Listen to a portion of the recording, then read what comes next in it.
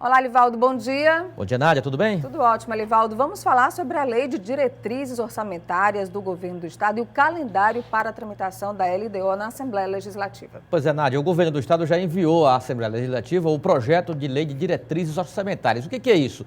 É uma espécie de norteadora do Orçamento Geral do Estado, que é elaborado no segundo semestre da Assembleia Legislativa. A presidente da Comissão de Finanças, Fiscalização e Controle, a deputada estadual petista, já definiu o cronograma na tramitação da LDO agora nesta reta final do primeiro semestre da Assembleia Legislativa. Vamos acompanhar aqui.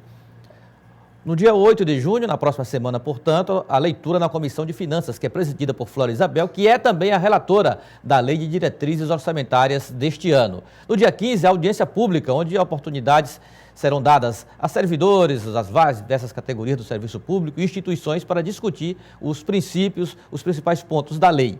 No dia 24 de junho será o prazo final para as emendas parlamentares. E no dia 14, a aprovação em plenário. Até porque, se não ocorrer a aprovação em plenário, a Assembleia, por questões regimentais, sequer entra em recesso. Ou seja, a lei é condição para o funcionamento, para a conclusão dos trabalhos no primeiro semestre. Aprovada a lei, o que será prioridade na elaboração do orçamento, educação, saúde, investimentos, políticas de desenvolvimento, serão traduzidos na elaboração do orçamento no segundo semestre na Assembleia Legislativa. Bom, tá aí então que é a condição para o encerramento dos trabalhos nesse primeiro semestre, a aprovação da LDO.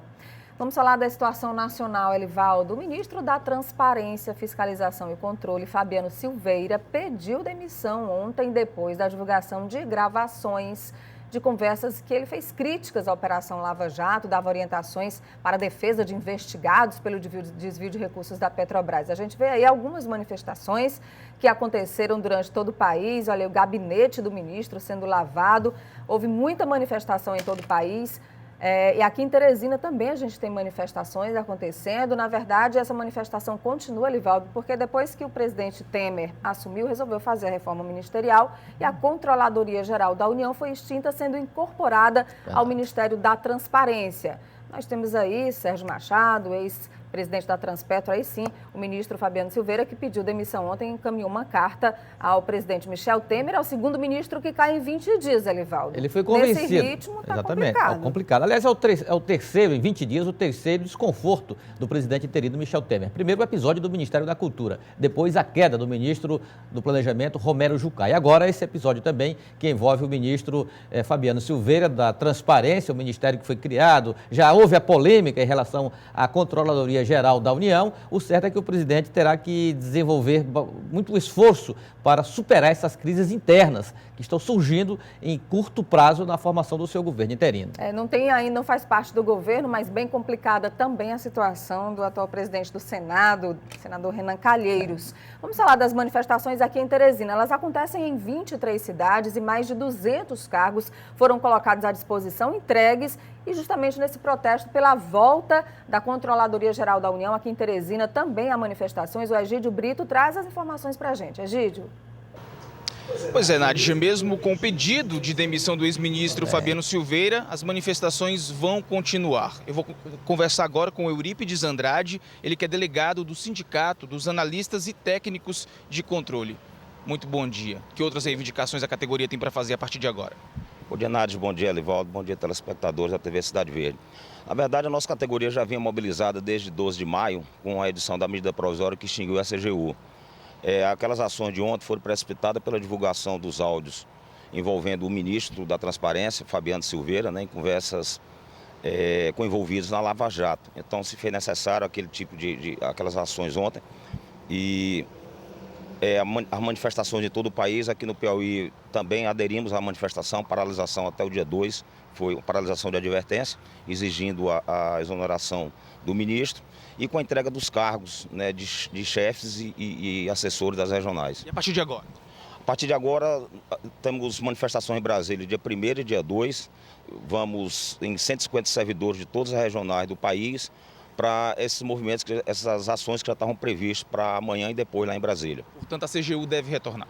Vamos brigar. O nosso objetivo é revogar a medida provisória no que tange aí os dispositivos que envolvem a CGU.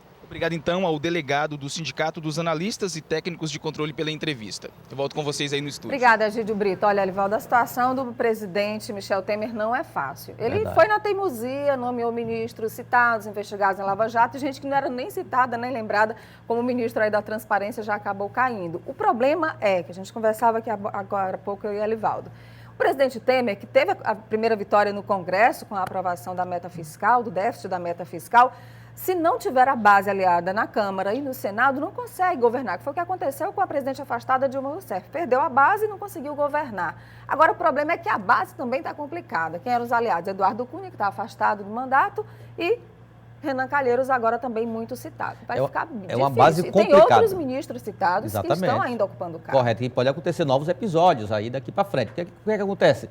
É uma base extremamente complicada do presidente interino Michel Temer. É uma base contaminada. De um lado, Renan, do outro, Eduardo Cunha. E com a faca no pescoço do presidente interino, com exigências, com influência no governo. Agora, o que ele vai fazer? Ele está dependendo dessa base aliada para exatamente conduzir o seu governo.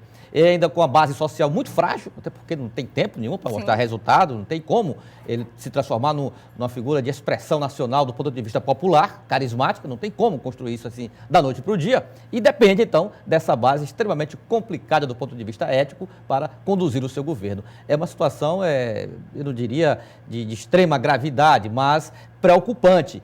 Os rumos do governo interino de Michel Temer. Vamos à última de hoje, Elivaldo? Olha, vamos falar sobre as eleições municipais no interior do estado. Vou destacar aqui a situação de Picos. Lá em Picos, ontem eu conversei com o deputado estadual Nerinho, ele confirmou a presença do PTB na base de apoio do prefeito Valmir Lima, candidato à reeleição. Ele é do PT. Ele disse até assim, olha, lá o PTB só não apoia o PT se o prefeito não quiser. Eu acho que o prefeito não vai pensar duas vezes em ratificar o apoio dos PTBistas. Aliás, Nádia, PT e PTB vão estar juntos em eleições em importantes municípios do estado do Piauí. Picos, confirmado.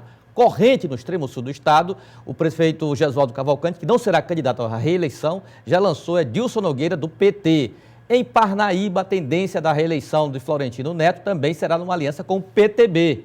E, claro, na capital, Teresina, PT e PTB estão extremamente afinados para consolidar uma aliança majoritária.